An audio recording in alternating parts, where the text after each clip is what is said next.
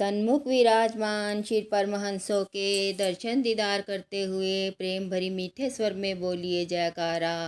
बोल मेरे श्री गुरु महाराज की जय। बोल सांचे दरबार की जय। बोल अनंतपुर वासी भगवान की जय। श्री अनंतपुर दरबार श्री परमहंस दयाल जी महाराज का दरबार है और आप सब गुरुमुख जन इस दरबार के सेवक हैं। भाग्यशाली गुरुमुखों, सेवक का धर्म क्या है? कहते हैं कि जब श्री रामचंद्र जी, सीता जी और लक्ष्मण जी वनवास को जा रहे थे तो उस वक्त अयोध्या में भरत जी मौजूद नहीं थे।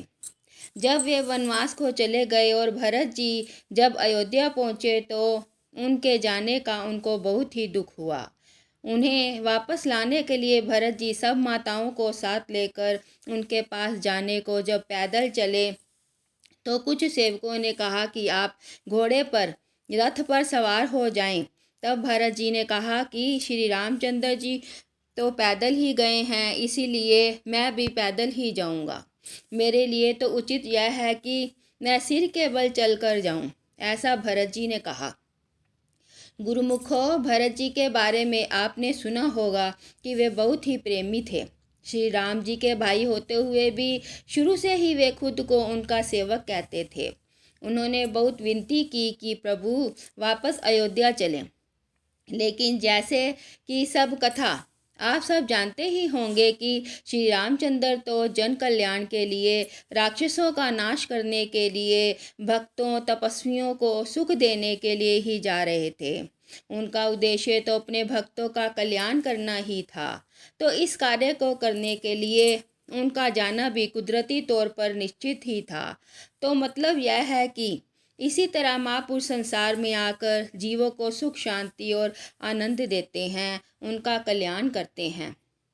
आप सब गुरुमुख श्री गुरु दरबार के सेवक हैं, तो सबका फर्ज है यही है कि दरबार के जो नियम बने हैं उनकी पालना करें, अपने सेवक धर्म की पालना करें।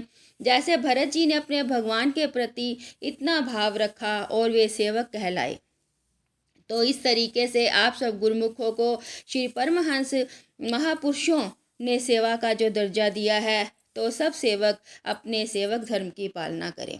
भरत जी ने खुद को कितना सादा हुआ था, यह तो भरत जी की भावनाओं से ही पता चलता है।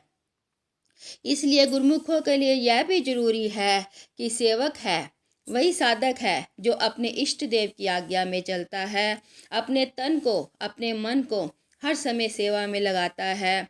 हर सेवक को यह ख्याल होना चाहिए कि मैं श्री दरबार का, श्री परमहंस दयाल जी महाराज का सेवक हूँ, और यह भी कि सेवा करने वाला ही सेवक कहलाता है। इसके साथ ही हर समय सेवक को आलस्य और वाद विवाद से भी बचना चाहिए। तो गुरुमुखों, आप सब जितने गुरुमुख यहाँ आ जा भी रहे हैं, सब श्री गुरु दरबार के सेवक हैं। सब गुरुमुख जन श्री दरबार में किस लिए आए हैं? सब क्यों सेवक कहलाते हैं? क्योंकि सब गुरुमुखों को कुदरत की तरफ से, महापुरुषों की कृपा से या अपनी कमाई से श्री अनंतपुर दरबार में पहुँचने का, सेवा भक्ति करने का सौभाग्य मिला है। महापुरुषों की आज्ञा से सेवा करते हैं तो सेवक कहलाते हैं। तो भरत जी के दृष्टांत से, उनके जीवन से प्रेरणा लेते हुए सब गुरुमुखों का क्या फर्ज है? यही कि इष्ट देव की जो आज्ञा हो, तन मन से सुचारू रूप से उसकी पालना करें। भरत जी ने अपने गुरुमुख की आज्ञा की पालना की और सेवक कहलाए। उन्होंने बहुत ही विनती की, प्रभु वापस अयोध्या चले, लेकिन वनवास के लिए उनका जाना कुदरती तौर पर निश्चित ही था। इसीलिए वे वनवास को गए और उनके साथ सीता जी और लक्ष्मण भी थे। तब भरत जी और बाकी सब लोग वापस अयोध्या आ गए। आपको यह भी मालूम होगा कि श्री रामचंद्र जी के वनवास को जाने पर भरत जी गद्दी पर नहीं बैठे। वे उनकी चरण दासियां मांगकर अपने सिर पर रखकर अयोध्या ले आए, उनकी गद्दी पर रखी और अपने इष्ट देव के वियोग में इस तरह उन्होंने 14 साल तक राज्य की संभाल की। कैसी नीति मर्यादा समझ गए भरत जी की। श्री रामचंद्र जी के भाई होते हुए भी उन्होंने खुद को उनका सेवक कहा। यह कैसा सिद्धांत दिखलाया। भक्ति की कैसी ऊंची मिसाल कायम कर दी भरत जी ने।